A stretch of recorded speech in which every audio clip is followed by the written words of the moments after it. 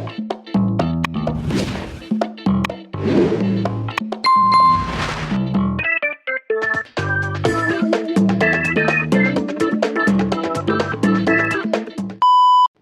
alaikum guys, welcome back to Vet Vision with another interesting video. In this video we are going to discuss physical and clinical examination of animals. ये DVM students के लिए एक निहायत important topic है, क्योंकि field level पे या hospital में अगर आप एनिमल को डील कर रहे हो तो उसकी फ़िज़िकल और क्लिनिकल जो भी पैरामीटर्स हैं उनका आपको पता होना चाहिए. So let's start. First of all अगर हम इंट्रोडक्शन की बात करें तो फिज़िकली या क्लिनिकली अगर हम एनिमल की एग्जामिनेशन कर रहे हैं तो हमें सबसे ज़्यादा मैटर करता है वो डायग्नोसिस में. मींस एनिमल को क्या डिजीज़ है, उसको क्या प्रॉब्लम है या क्या सफरिंग है, उसकी तशख़ीस करने में हमें फ़िज़िकली हम कुछ प्रोसीजर्स फॉलो कर सकते हैं. मींस अपेरेंटली हमें उसके साइंस और सिम्टम्स के थ्रू अंदाज़ा हो जाता है. और अगर हम क्लिनिकली जो है वो टूल्स का यूज़ करके उसकी फर्दर कंफर्मेशन कर सकते हैं कि इसको यही डिजीज़ है और यही कंफर्मेटरी डायग्नोसिस है उसकी. उसके अलावा जो है वो एनिमल की ओवरऑल हेल्थ स्टेटस के बारे में हम असेसमेंट कर सकते हैं. एबनॉर्मल क्लिनिकल साइंस और सिम्टम्स अगर एनिमल शो कर रहा है वो, और फर्दर डायग्नोस्टिक टेस्ट वगैरह जो है वो हम गाइड कर सकते हैं on the basis of our examination. Secondly, objectives of clinical examination. हम क्यों करते हैं क्लिनिकल एग्जामिनेशन?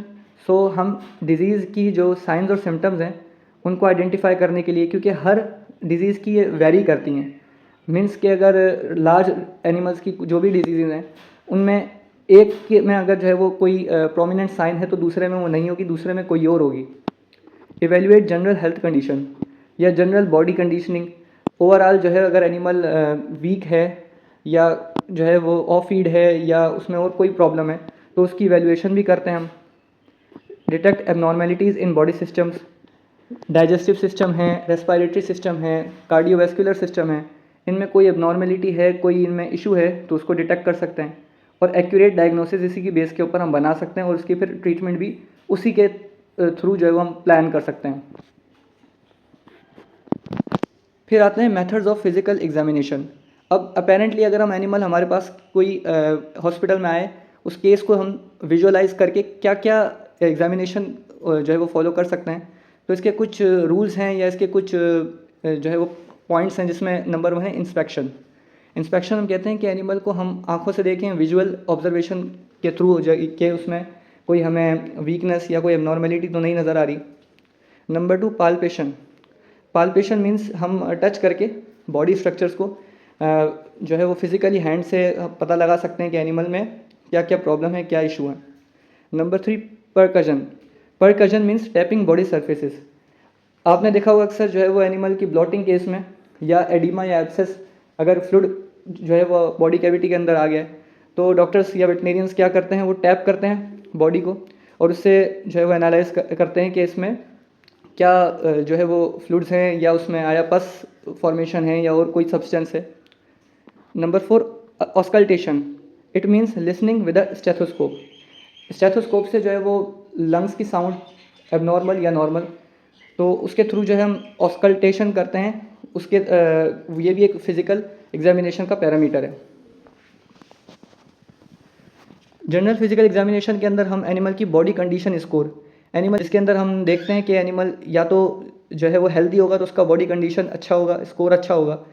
अगर वीक होगा तो जो है वो उसका बिलो 3 और कोई इसका जो स्केल के ऊपर जो है वो डाउन में होगा. तो उसकी generalised body condition, posture and gait. Animal का स्टैंडिंग करने का एक सिटिंग, उसका गेट, उसका वे ऑफ वॉकिंग, ये सारी चीज़ें जो है वो देखनी पड़ती हैं हमें जनरल फिजिकल एग्जामिनेशन में. Skin and coat condition. अगर एनिमल का स्किन कोट रफ है, ड्राई है या इचिंग हो रही है उसको या कोई एक्टोपैरासाइट्स की प्रॉब्लम है तो वो भी हम बाय विजुअली एग्जामिन कर सकते हैं. Behaviour and temperament. कोई अग्रेसिव बिहेवियर में तो नहीं है एनिमल, स्ट्रेस में तो नहीं है या कोई अनयूजुअल एक्टिविटी तो नहीं कर रहा. प्रेजेंस ऑफ वुंड्स, स्वेलिंग्स और डिफॉर्मिटीज़. ज़ख़म वगैरह या जो स्वेलिंग्स हैं या कोई प्रॉब्लम्स हैं, बोन डिफॉर्मिटीज़ हैं, ये भी हम जनरली देख सकते हैं और विजुअलाइजेशन के थ्रू हम पता लगा सकते हैं कि एनिमल में ये प्रॉब्लम्स हैं और इस वजह से ये सफ़र कर रहा है.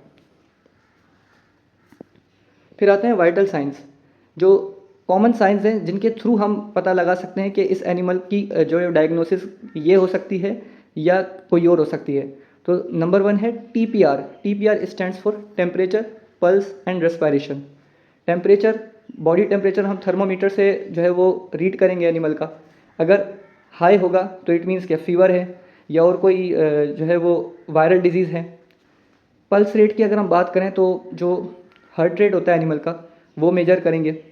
रेस्पिरेशन रेट, उसका जो है वो ब्रीथिंग साउंड या उसकी जो लंग्स के जो फंक्शन है उसको हम मेयर करेंगे स्टेथोस्कोप के ज़रिए।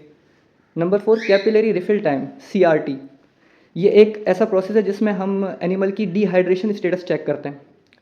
फॉर एग्जांपल एनिमल की जो है अगर वो सीवियरली डिहाइड्रेटेड है तो उसकी स्किन कोट को जो हम हैंड से होल्ड करेंगे और उसकी स्किन को होल्ड करने के बाद जो है वो हम उसको रिलीज़ करेंगे। अगर ये जो है वो 1 से 2 सेकंड के अंदर रिलीज़ नहीं होता तो it means that animal is severely dehydrated. Number 5 है म्यूकस मेम्ब्रेन कलर। ये अक्सर हम देखते हैं कि जो एनिमल की जॉज़ हैं उनमें हम प्रेस करते हैं थंब से जो है वो चेक करते हैं कि म्यूकस मेम्ब्रेन पेल या डिसकलराइज तो नहीं है। अगर वो है तो फिर जो है वो एनिमल में कोई ना कोई एबनॉर्मल कंडीशन है। Systemic examination, body different system से कंपोज होकर बनती है। मीन्स एक ऑर्गन है, ऑर्गन सिस्टम में कन्वर्ट होता है और उस सिस्टम में अगर कोई एबनॉर्मेलिटी या जो है वो अपसेट आती है तो वो ओवरऑल जो है एनिमल के हेल्थ स्टेटस पे असर करती है। तो इसमें डिफरेंट सिस्टम्स हैं, digestive, respiratory, circulatory, nervous and musculoskeletal system.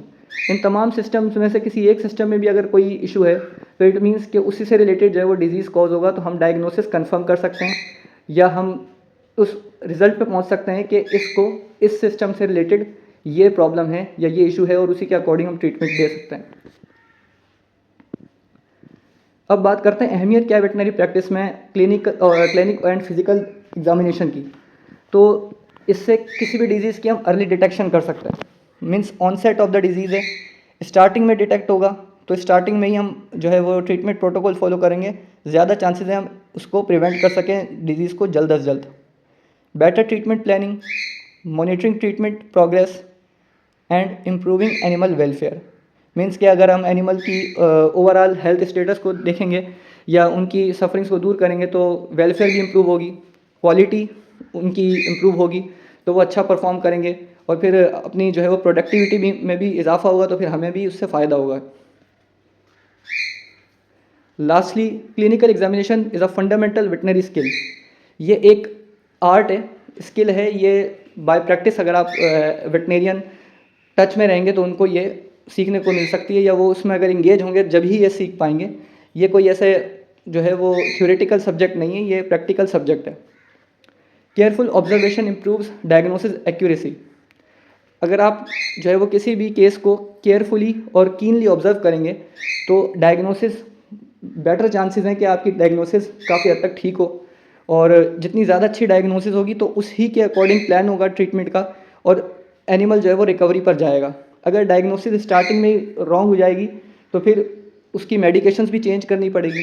Animals को जो है वो डिफरेंट सीरीज़ ऑफ मेडिकेशन और ट्रीटमेंट प्लान हम चलाएंगे तो हो सकता है वो उसकी हेल्थ इम्प्रूव होने के बजाय बिगड़ जाए।